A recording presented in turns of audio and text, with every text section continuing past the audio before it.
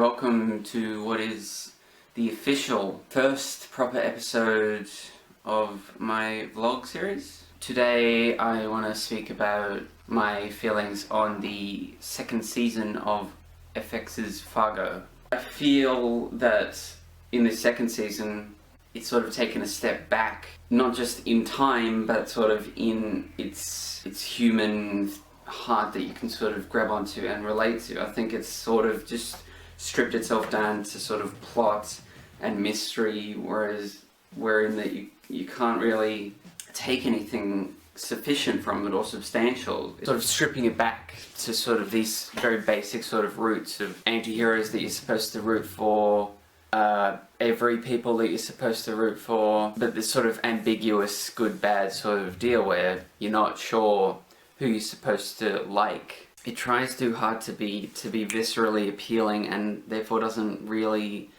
isn't really much past the surface. Not to say that it doesn't have its brilliantly tense moments, some really great monologues, some really great performances somewhat. Kieran Culkin is great. I'm really disappointed that they didn't keep him on for longer than the first episode. Yeah, I like his character, sort of the runt of the family, obviously. It's sort of very relatable, sort of underdog who wants to prove himself, because he's part of the family, which is really the only thing that you can sort of say is the central sort of plot. There are a number of memorable characters, especially a Mike Milligan, this man who is the anti-hero that you can love. He's the only character that is attractive to me, at least. Sort of the moral center. So he doesn't think he's doing right, but he thinks he's playing the game that's set out to him. And I think one thing that sort of connects all the relationships in this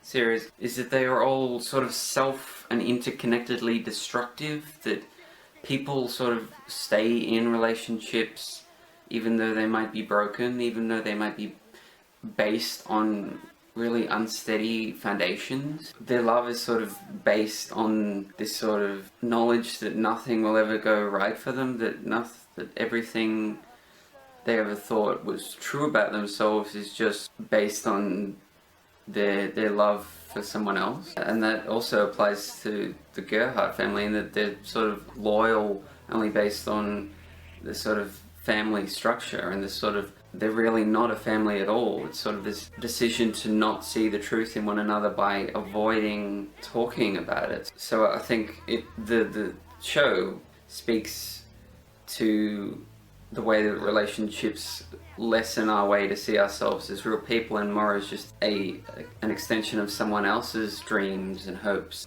I think it's sort of about the destruction of identity and the destruction of sort of morality when everything is viewed through someone else's sort of lens. I think overall most of the choices made by Noah Hawley, not only Noah Hawley but I'm sure all of his writers, most of them are commendable, but I don't think they've pushed the envelope as much as they could have in this. I think they've taken a sort of regression, an easy regression, an understandable regression back to these sort of simple roots. But I think there still could be things explored in the present day universe of Fargo. I think it's shot well, soundtrack's great, the acting's great, the cinematography's great, but I don't think there's enough behind the surface of the characters and the plot to connect to me personally. I'm underwhelmed by it, but not completely